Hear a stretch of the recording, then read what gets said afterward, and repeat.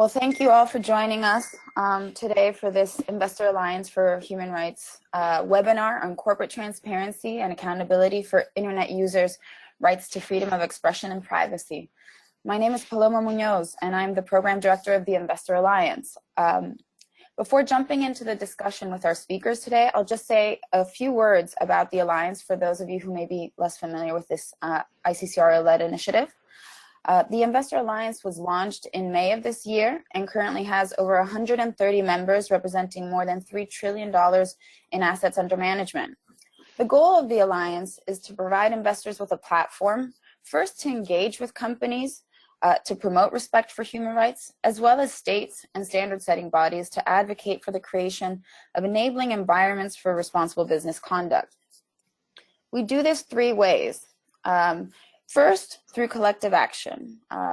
This includes actions that respond to urgent situations or significant human rights concerns, such as the role of tech companies in the immigration detention and family separation crisis at the US border, or the presence of conflict minerals in electronic supply chains. As some of you may be aware, the Alliance has issued a guidance document on corporate human rights due diligence related to immigration detention and family separation, where we call on companies to respect human rights in their relationship with the federal government.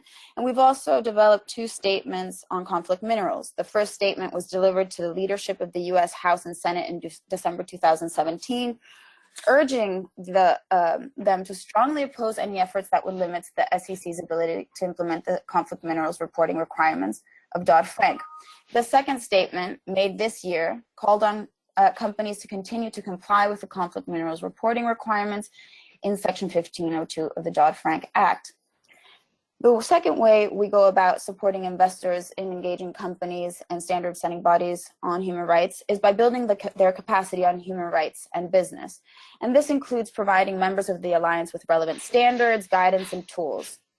And lastly, we connect investors with stakeholders, including NGOs like Ranking Digital Rights, who have the expertise and the tools to help make our work more effective.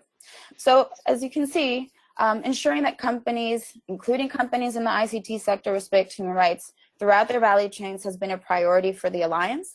And in fact, earlier this year, the steering committee of the Investor Alliance defined the ICT as a key sector to focus our efforts on in the coming years. And that is why we are moving ahead with a 3-year campaign on the sector. Therefore, this webinar is one of the first activities of the campaign. The aim of this webinar is to help build investor awareness of potential material risk related to digital rights in order to inform their investment research and decisions, as well as to support investor engagement with ICT companies on these issues. So with that, I'll just say a couple of words in terms of logistics. First, just to say that we'll be recording the webinar and sharing the recording with everyone after the call. Also, just to know that everyone is muted right now, and you'll be muted during the presentation. But if you have a question, please raise your hand. And Mary, who is on the call, my colleague on the call, will be able to unmute you, and you can ask your question, or you could also type your question in the questions box. And lastly, but certainly not least, I would like to introduce our speakers. So today we have the pleasure of having with us Rebecca McKinnon, the director of the Ranking Digital Rights Project at New America. She's our expert speaker here today. And we also have two members of the Alliance who will help kick off the discussion. First, Lauren Compere, the Managing Director and Director of Shareholder Engagement at Boston Common Asset Management, and Rosa Van de Bemt, Senior ESG Analyst of NEI Investments. So with that, I'd like to invite Lauren to get us started. Great, thanks, Paloma. Boston Common Asset Management, including myself, we've really been looking at this issue for close to a decade now. We're actually founding members of the Global Network Initiative in terms of one of the founding investor members. And I had the pleasure actually of serving as a board alternate for a number of years for GNI and going through a number of cycles of their assessment process with companies like Microsoft, Facebook, Yahoo, Google, to actually determine whether or not they were adhering to the principles. And this was done through a process using auditors, and using somewhat redacted information and case studies, and also looking at the governance oversight around issues of freedom of expression and privacy and the rights of users. We've also engaged a number of telecommunication firms, gaming providers, and even not just here in the US and Europe, but frankly also in Europe, in Asia.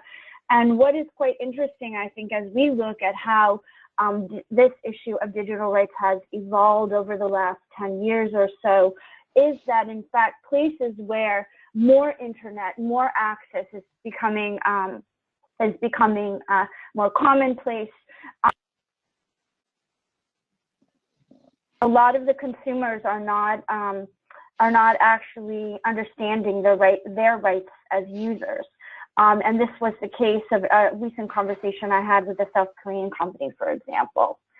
I think we've also had unusual places where this conversation has happened. We've been looking at the social media and the marketing to children practices of some of the food and beverage companies when it comes to advocating and advertising informally on social media the types of products to children that are less healthy. And we've also been engaging groups like companies like Disney and looking at, again, parental rights and the rights of children in some of their online portals and the way in which those are monitored. Paloma, can you hear me? Yep, I can hear you. Okay, great. Sorry, I just was concerned when I heard the recording. I think we're really excited, for example, when the GNI expanded beyond the 5 core companies that they had as members to having telecommunication groups join, like Telefonica. I think expanding the conversation and the oversight to the telecommunications sector was really critical. I'll say though, this is a brave new world. We're seeing increasing regulatory pressure by the EU through such very broad and sweeping legislation around general data protection regulations. The acronym is GDPR. Some of you might not. EU right to be forgotten, which really illustrates how difficult it is to actually take down content from the internet that are hurting individuals. I've heard of some examples like getting pictures or videos off the internet from a murdered child, or underage girls that have been exploited through prostitution and still have their back page pictures and advertisements still on the internet. So I think, and then most recently with Facebook, we've actually been part of a conversation with Facebook led by another investor post Cambridge Analytica, and really focusing on how the rights of users and privacy and data security are overseen beyond the privacy officer role. So I think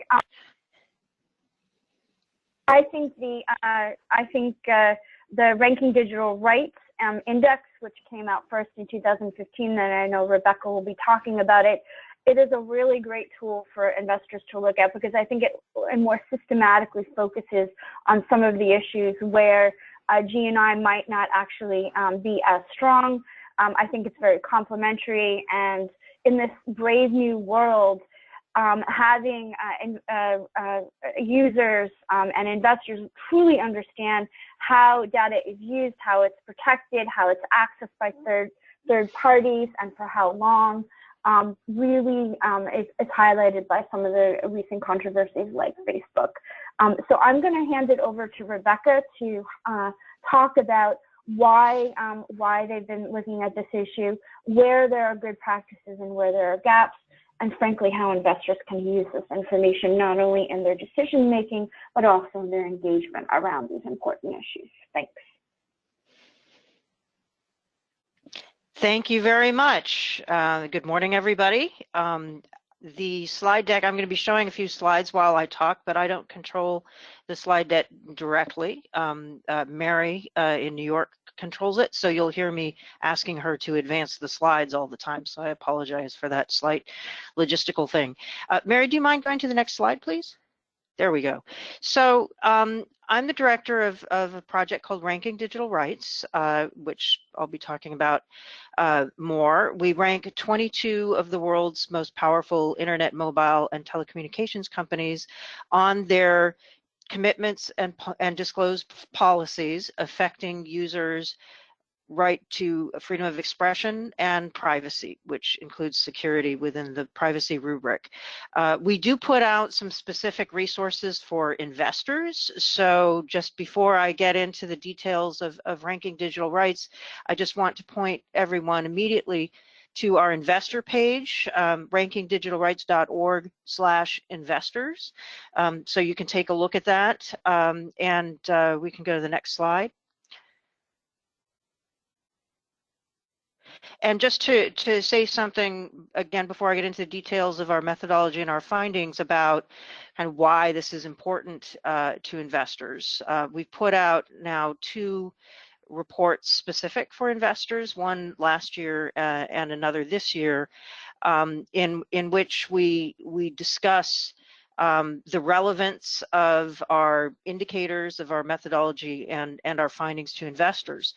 And as Lauren also indicated, with investors, while there's been some investors who've been kind of looking at a range of digital rights issues for a long time, and Boston Common is certainly one of the earliest. I remember talking to one of her former colleagues back in 2005 about Cisco's involvement with Chinese internet censorship, and Boston Common was involved with some of the earliest shareholder resolutions on these issues. And so I really commend Lauren and her colleagues for their persistence on this and helping to educate the rest of the field.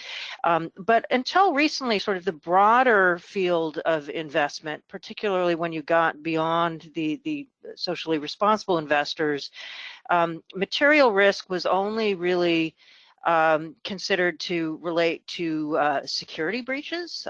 So when it comes to preventing and mitigating hacking and data breaches, that was kind of where the most material issues were seen to be. And one of the arguments we've been making to investors over the past couple of years is actually anything that a company does that could potentially harm users, whether it's for its own business reasons or whether it's because a government or some other third party has compelled it to do so.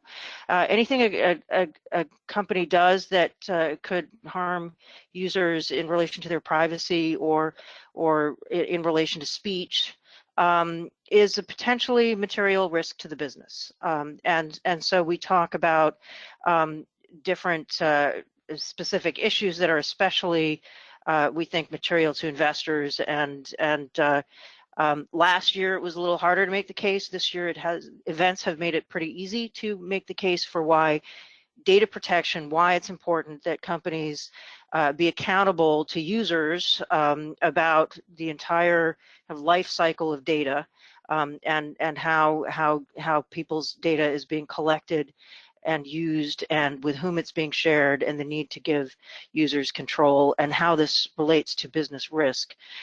Content governance issues are new issues to investors, but are very much in the headlines now. How companies manage hate speech and disinformation, and other types of speech that are harmful, and how do they do this without infringing on free speech rights of users at the same time. This is a very difficult governance problem, whether it's private governance or legal governance, and then also how companies handle government demands in an accountable and responsible way, given that there are so many governments around the world that are demanding censorship and surveillance that very clearly violates users' rights to privacy and expression, and affects dissent, journalism, and so on. So we'll go to the next slide, please. So this is again a map of the we're examining 22 companies currently the 2019 index that will come out in the spring will actually add 2 more companies. So we'll have 24. There will be 2 more telecommunications companies. We have 35 indicators. And if you go onto the website, you can look at the methodology and the indicators and the results for every single indicator in great detail. We'll go to the next slide. One interesting thing to note before I get specifically into the findings is that companies have been responding to their scores. And this is just a graphic that shows the year-on-year score changes between the 2017 index and the 2018 index. And we've seen companies responding, and not just Western companies, but also Chinese companies actually responding to some negative results. They're not really able to make changes related to government demands, but when it comes to consumer privacy, when it comes to security issues, Chinese companies are actually being responsive. And we have 3 telcos in the index that made big improvements over the in the year between 2017 and 2018, primarily because they joined the Global Network Initiative, and I'll talk a bit more about that in a minute. Go to next slide, please.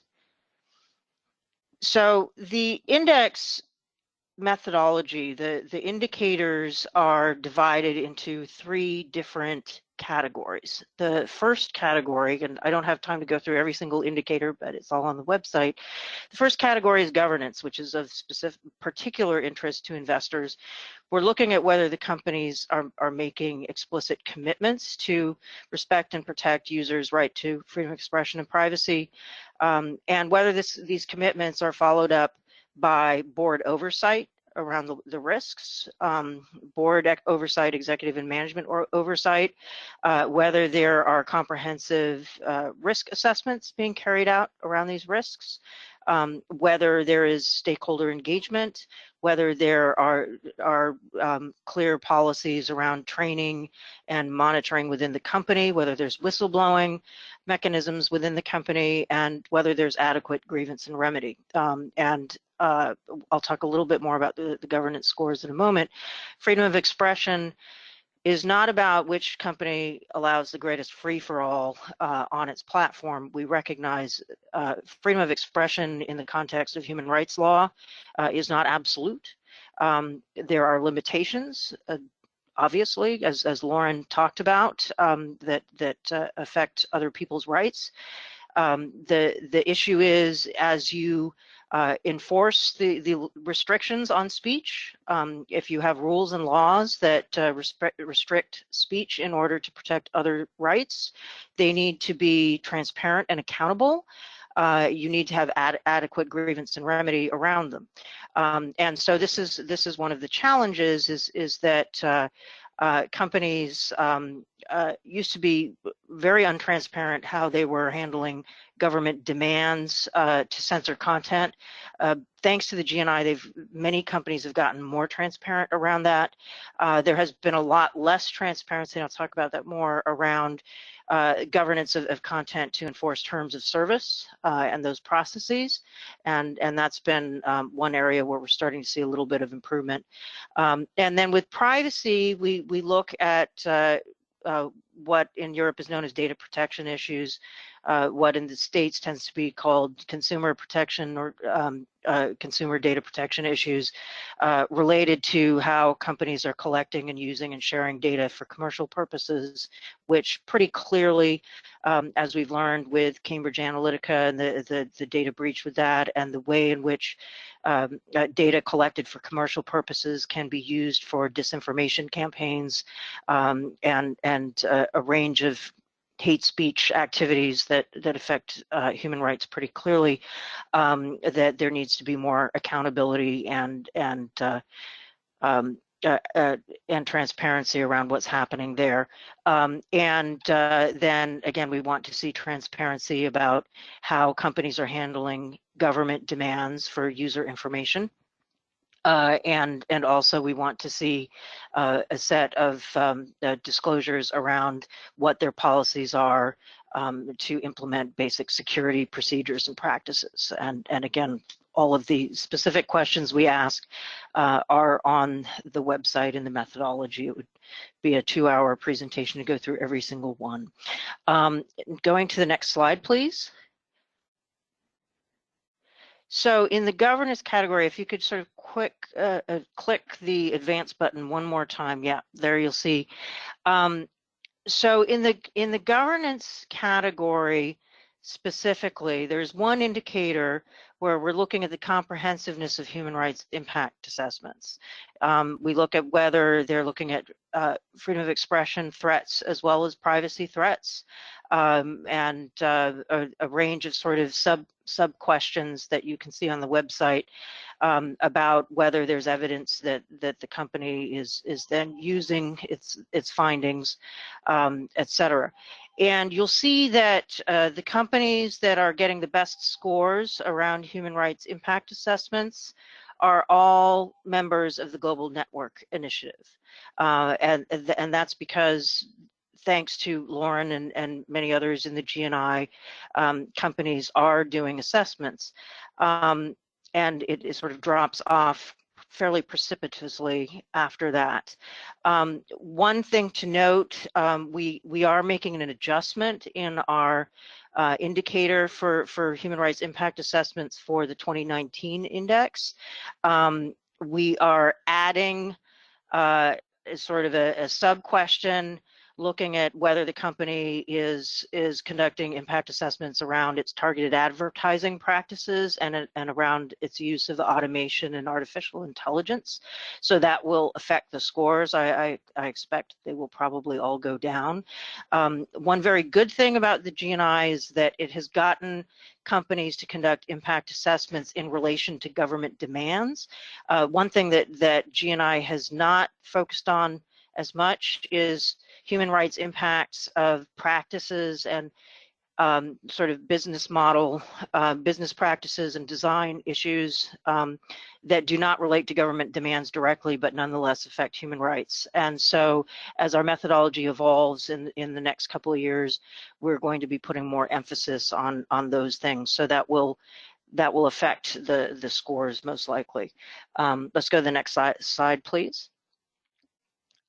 So in our privacy category, this is a slide that is looking at the level of company transparency about just several indicators that are focusing on how companies handle user information, what's being collected, how it's being used, with whom it's being shared, how much users have control over the use of their data. And you'll see that the scores are pretty low overall. And click the advanced button once more there, please. And you'll see that amongst the internet companies, Facebook is lower than the others from our 2018 data, which ended in early 2018, and that all the other telecommunications companies are as low or lower than Facebook in terms of their level of transparency about how they handle user information.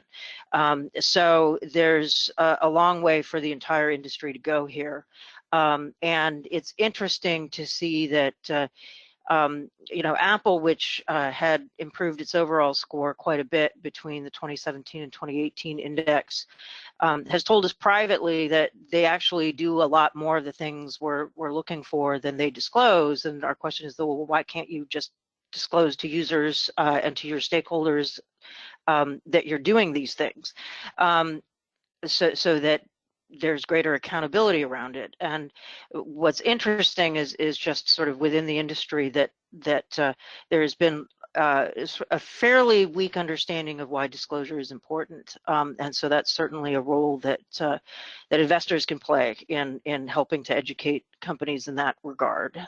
We'll go to the next slide.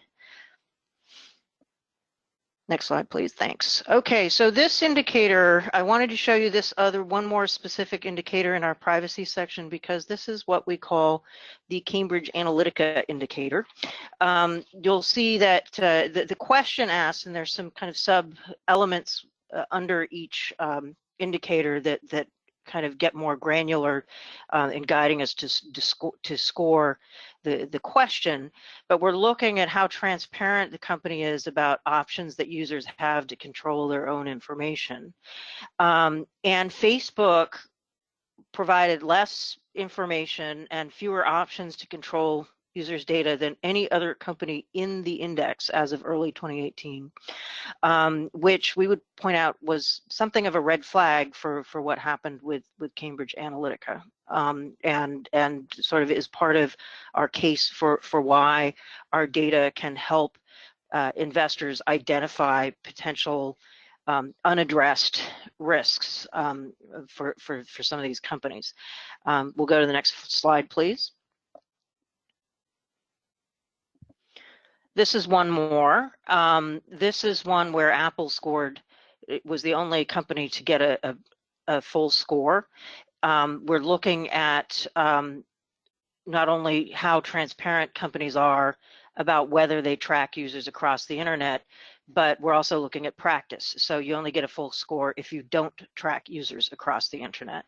And Apple was the only company to disclose and commit that it does not track its users across the internet. So this is one of the indicators we have in there that gets to practice in addition to disclosure, where disclosure is good, but good practice is better in order to get a full score. And it also, this is also one of our indicators that kind of speaks to the business model.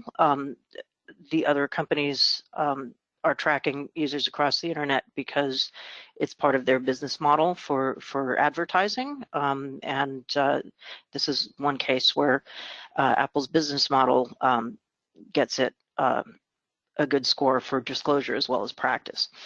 We'll go ahead. And so this is Mark Zuckerberg in the congressional hearing that he testified in earlier this year in April. You know, the tech companies have been getting a lot of questions both about their data practices and abuses, and also about speech coming under fire both here in the United States and in Europe for the types of speech they are or are not allowing on their platforms. And in the United States, it's particularly complicated because on the one hand, a lot of people are quite concerned about hate speech on social media. And the implications that is having for human rights and for society. There are also accusations being leveled at the platforms on the right side of the political spectrum that the platforms have been discriminating against people on the right, on the political right side of the political spectrum in the United States. So this is putting the companies in a fairly difficult position, but we can go to the next slide. One of the things that I've been arguing for a while is part of the reason why these companies are coming under attack for bias, perceived bias by many different stakeholders on many different issues, as well as coming under attack for just failing to govern their platforms well. They have been so opaque about what they're removing and why and how, that it lends itself to both the inability to hold them accountable and the inability to have a informed dialogue with the platforms about what's really happening. And so this is two indicators side by side. The left-hand bar that's in darker green is the indicator that's looking at whether the companies disclose anything about their process for enforcing their terms of service. And the second question is looking for whether they publish any data about the volume and nature of the content they're taking down. And as of early 2018, there was fairly little information by most of the platforms about what they're taking down, volume and nature of the content. Since the 2018 index came out, there's starting to be more transparency, and so we're likely to see those scores jump up. But again, this is another place where our data kind of coincides with events and problems with disclosure and accountability in general with the platforms. And we'll just go to the final couple of slides here. So in our report, if you go online, we have recommendations for companies sort of around all the issue areas throughout our 2018 index report. But kind of overarchingly, governance is a serious problem around risk to users, privacy and expression, that these risks are not being managed well. The risk assessment is not happening at the level that it needs to happen. Grievance and remedy mechanisms are across the board inadequate. There is some transparency about some things, and on other issues there's little transparency, and so the disclosure and accountability around a whole range of practices needs to increase, and users need more control over their information, what's collected about them, how it's being used. That's really the crux of privacy.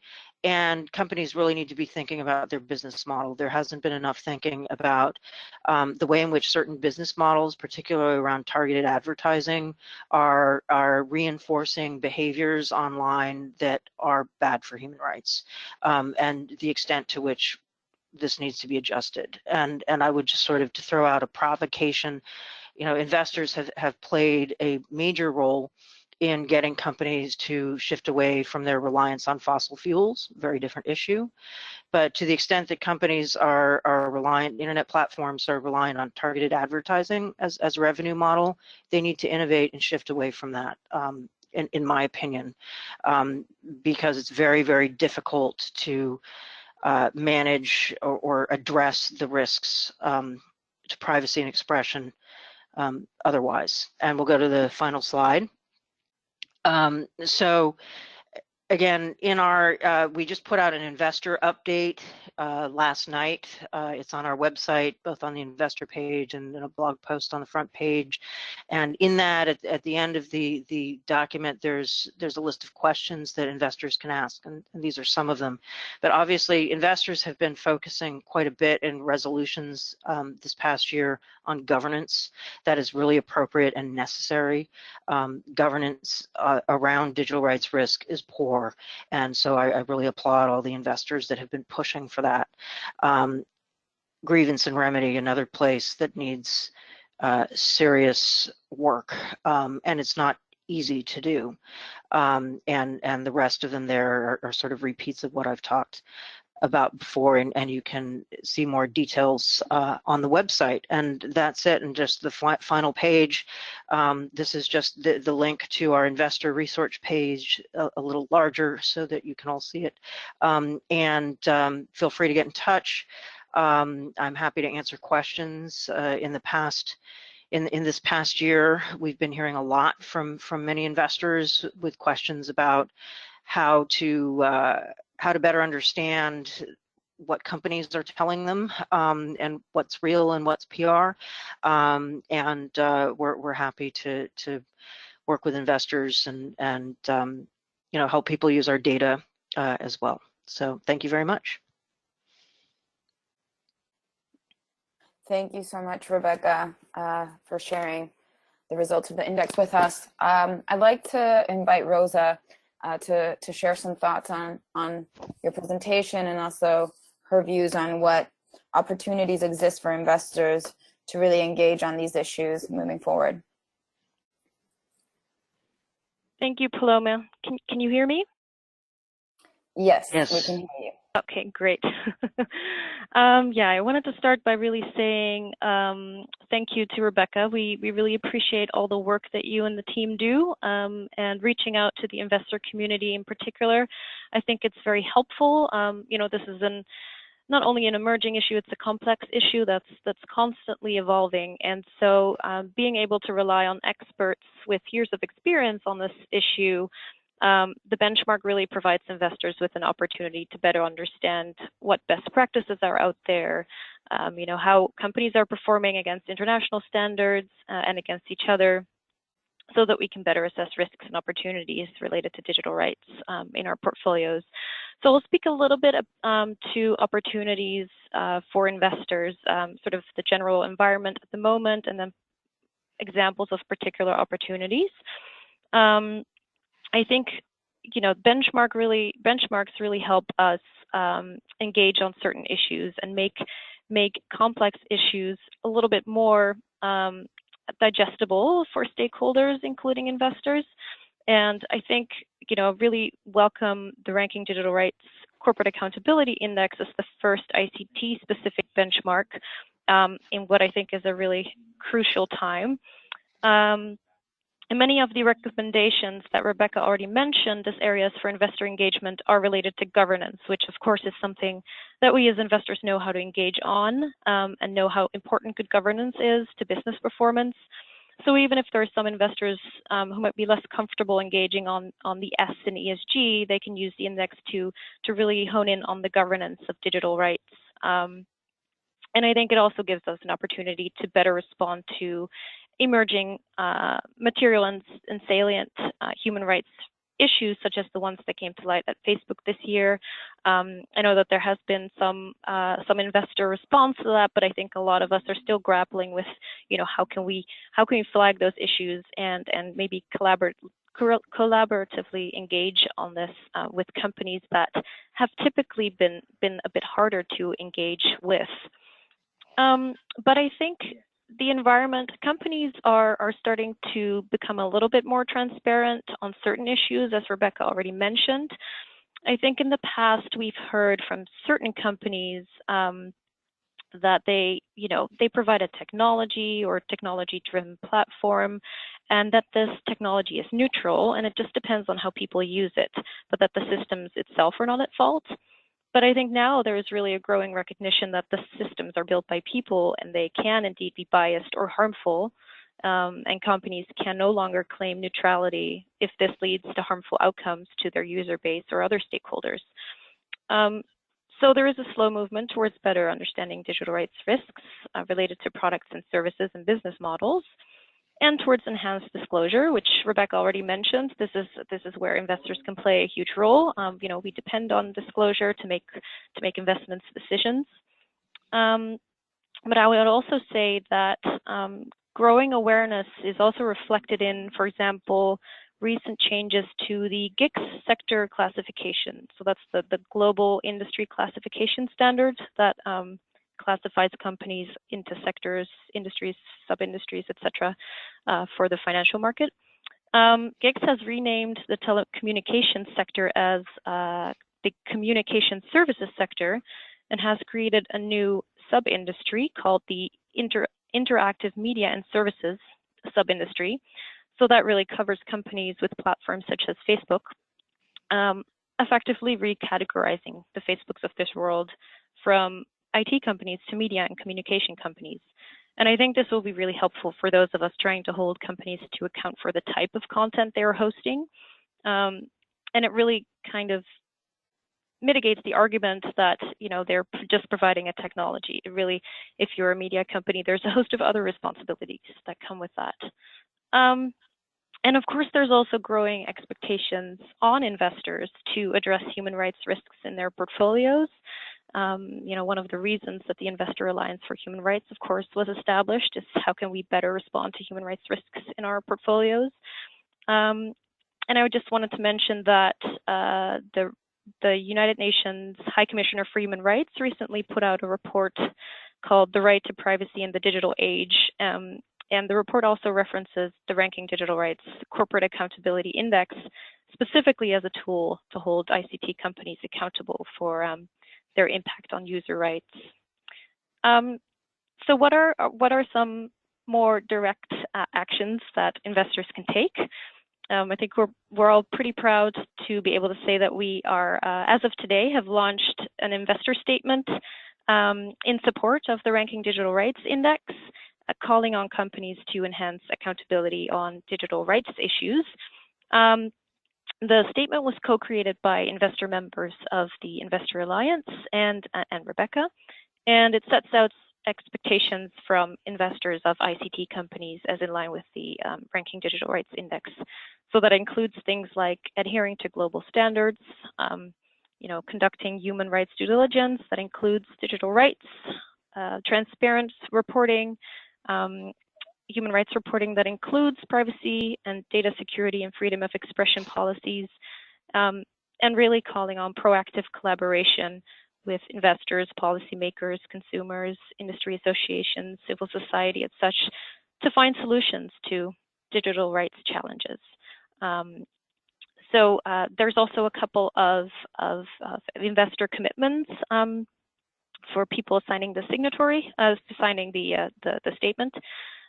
So investors would commit to using the benchmark in their responsible stewardship activities, such as corporate engagement, support the development of the Ranking Digital Rights Index and provide investor input on the methodology, to promote respect for digital rights with the ICT companies that we invest in, including, of course, freedom of expression and privacy rights, and raising awareness within the investor community and other industry stakeholders. The statement is hosted on the Investor Alliance website, and we will make sure to send a link to people attending the webinar after the webinar ends. And I just wanted to note it's open to all investor signatories, meaning you don't have to be an Alliance member. And I think we really hope that this enables collaborative engagement on the topic, using the Ranking Digital Rights Index as a tool. We've seen in the past when other benchmarks have launched, such as the Access to Medicine Index, that an investor statement can really be a catalyst for collective action on a sector-related issue. And then, of course, not to forget the other opportunities. Rebecca already mentioned there is a new investor brief that Ranking Digital Rights put out on their website. I've heard some really interesting projects at RightsCon in Toronto this year, presentations of people who took the Ranking Digital Rights methodology and applied it to the companies that weren't necessarily on the benchmark, but they made it very, they applied it locally.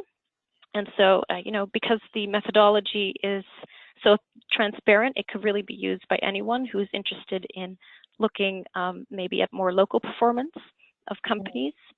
Yeah, and so I invite everyone to take a look at the statement, and if you're interested to sign it, there is a sign up option on the Investor Alliance for Human Rights website. And then I will hand it over back to Paloma for Q&A.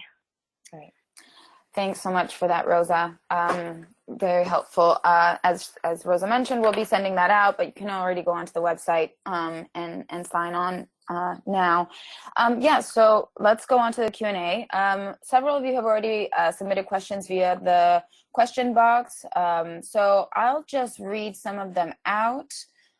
We have quite a few actually, so I'll read out 3 and then ask our panelists to respond, and then I'll read out the rest. The first one is from Tulika Bansal from the Danish Institute for Human Rights.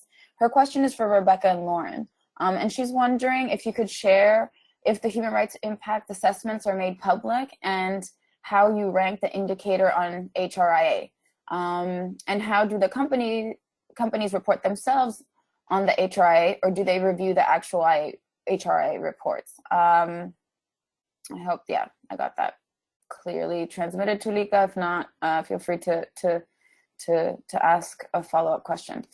Then we have a question from Josh Ratner around what is the level of due diligence and independent assessment of a company is expected to do when a local government tells it to take down content it deems as incitement. Must a company independently assess the validity of a government's demand, and if so, how? So that's the second question. And the third question is from Anthony Topi. You mentioned the expansion of your indicators to include how companies are using artificial intelligence. Does that mean how companies are using automated processes to execute policies? So that's remove content, track user data, etc., or something else? So maybe Rebecca, let's start with you. Sure, maybe I'll go in reverse order and address the artificial intelligence automation question first, since it's pretty straightforward. Yes, that is a major part of what we're looking at. We're actually doing some methodology development to determine the scope of what we will actually look at. So and we're going to be doing stakeholder consultations around that in the coming year. I'm not sure starting exactly when in early 19, but that's going to be happening. So stay tuned on that. But yes, the automated processes around policing content, around prioritizing content, all the ways in which automation and artificial intelligence are used to determine what people see and what they can do on a platform, and also processes that are used to identify different types of behavior, or identify certain types of people or certain types of content. So there's a lot of automation and artificial intelligence being used around recognizing images of different kinds or videos of different kinds, and so particularly with child abuse images or other those types of things, there's increasingly automation and AI that's being used to catch these things.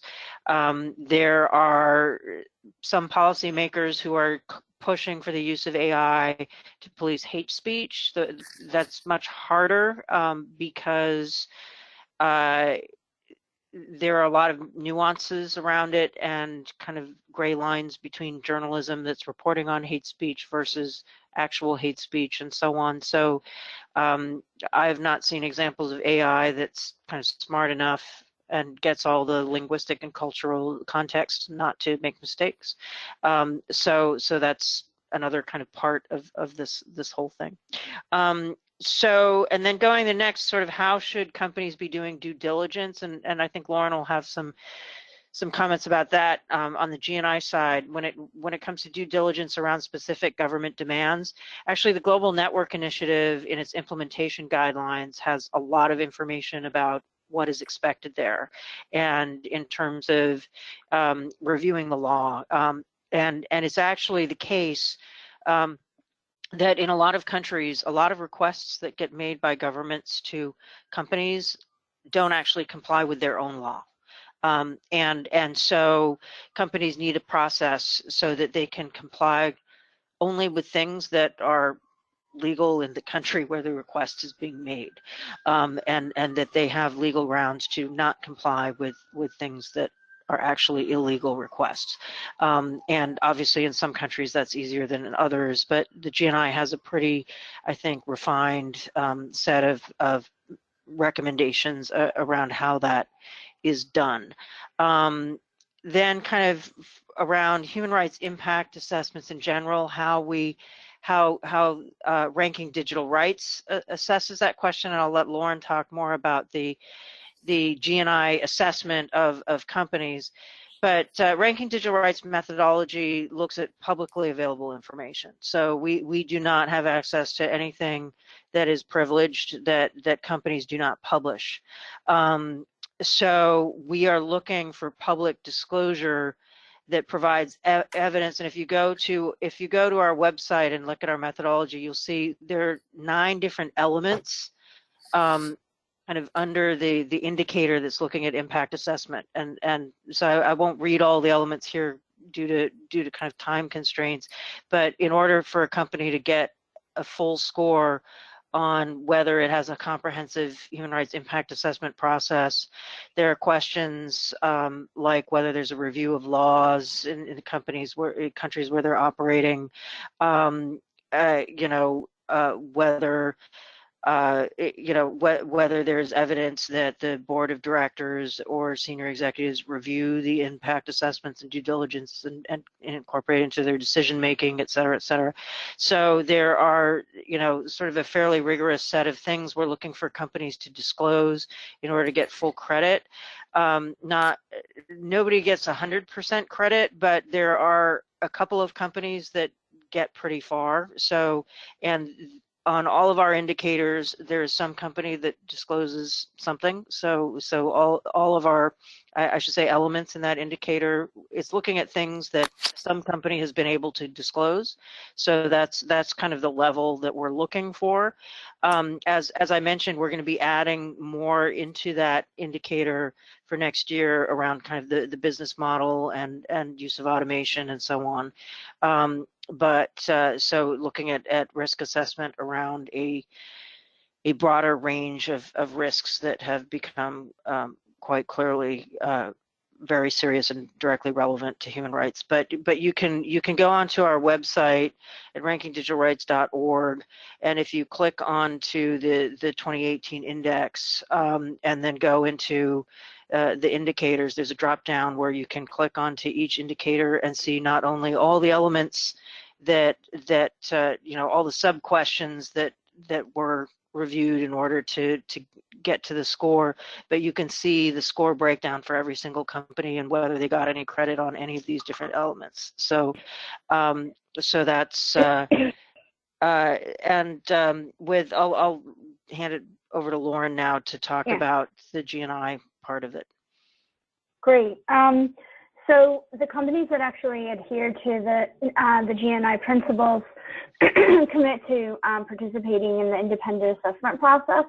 And in particular, I recall, I think the last process I went through was in 2015-16. And the companies work with the GNI independent assessor on a whole range of issues, including picking out case studies, for example, that look at different aspects of the GNI principles.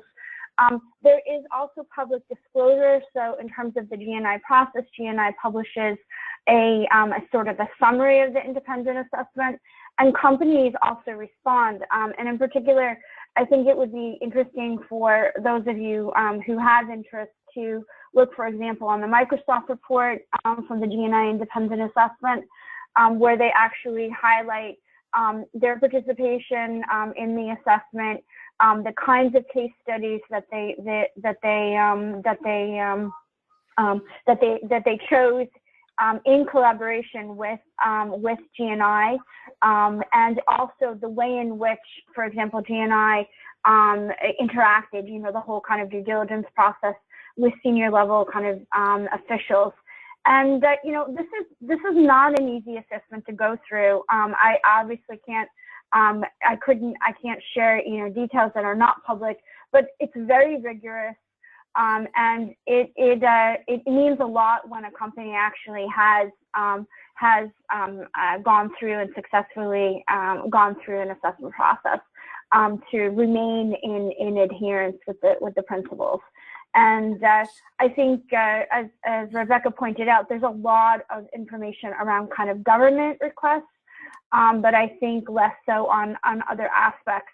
And one of and I would say go to the GNI website for more detail on adherence. But some of the issues that companies were looking at were who was making the request, were they legally able to make that request.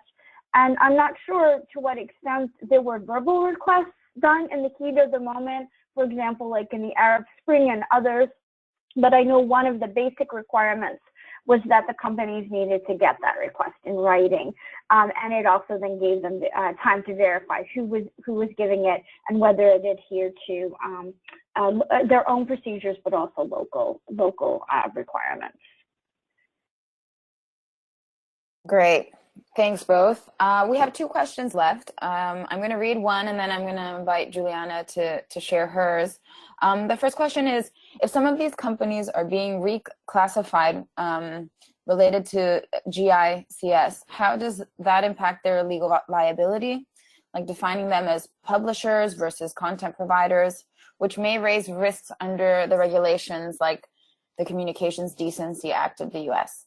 So that's one question from Tracy Rembert. And then Juliana, I believe you're unmuted, so feel free to just ask your question directly.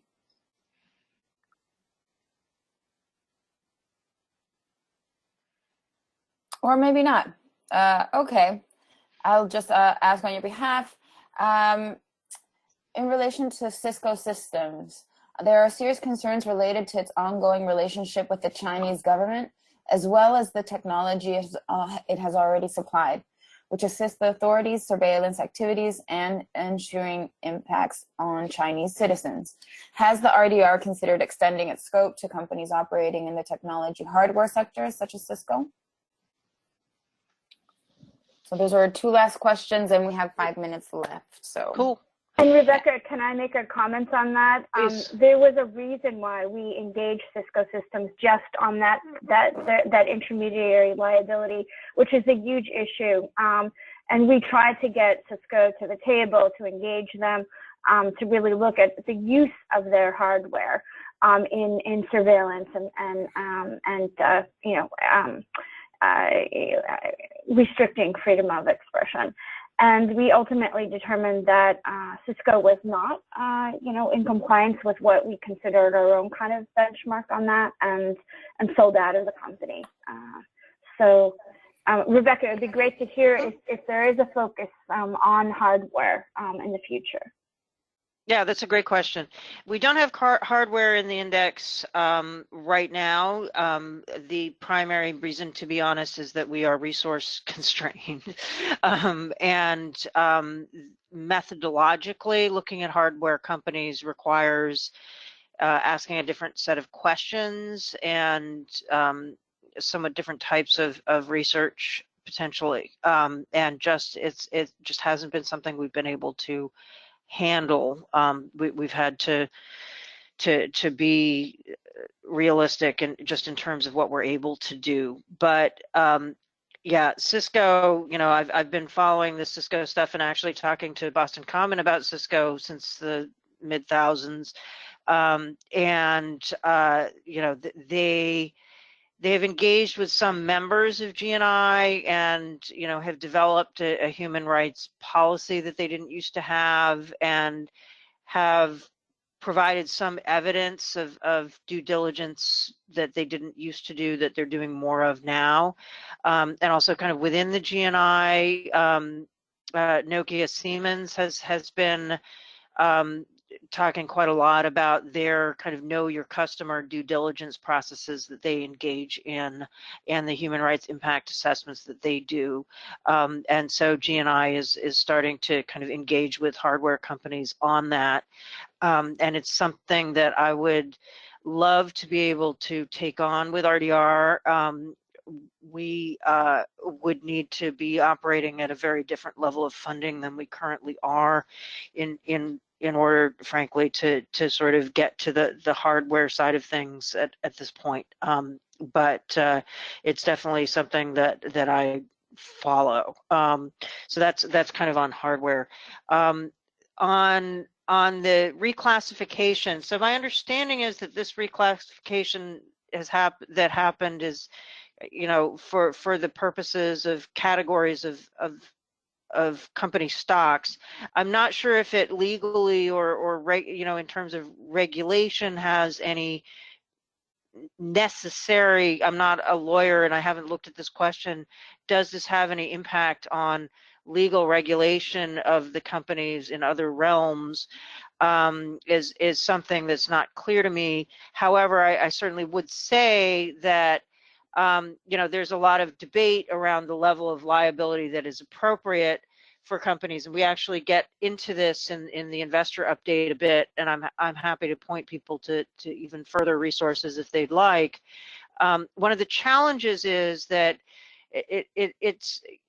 so limited intermediary liability for companies, and actually the Center for Democracy and Technology has put out a lot of useful resources on this. Limited intermediary liability for internet platforms is, what has made them function at all.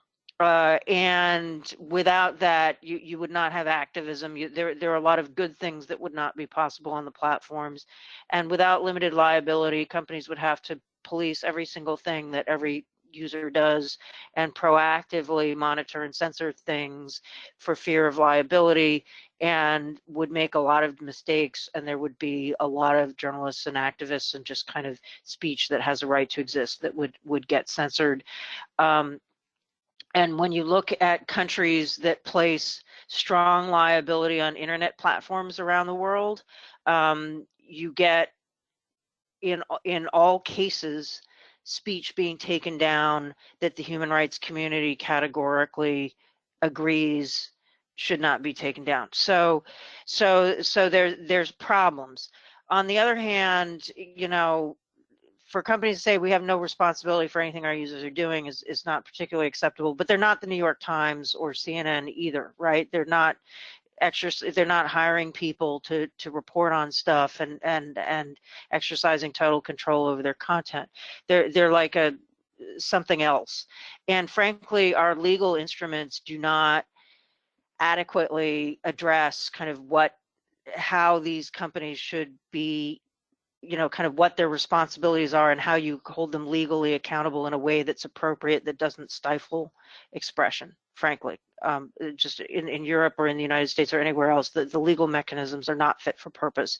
And so there's a great deal of, I don't want to, we're already over time, there's a great deal of debate and actually some very interesting scholarship and proposals in the legal community about kind of reforming the approach to intermediary liability so that it actually makes some kind of sense in the context of internet platforms. But that's a much longer discussion, and it's very hard. Okay. Well, thank you so much, Rebecca, for that. And thank you all for really submitting excellent questions and participating in the webinar today. I really want to thank again our speakers, especially Rebecca, for joining us and sharing with us all the work that she's been doing, which is of course invaluable for the work that we aim to do with the ICT campaign moving forward, and certainly when it comes to the development of the statement that we are now releasing. So on that note, we will be sending the statement in a follow-up email to all of you, and we really encourage you to sign on. And I also encourage those of you who have not become members of the Alliance to join on the website. You can become a member at the link there. We will also be sharing this PowerPoint slide after the call, so you have that, and you also have my contact information in case you have any questions or comments regarding the ICT work or just the work of the Alliance more generally. So with that, I just want to again thank everyone for joining us here today, and I wish you all a great day.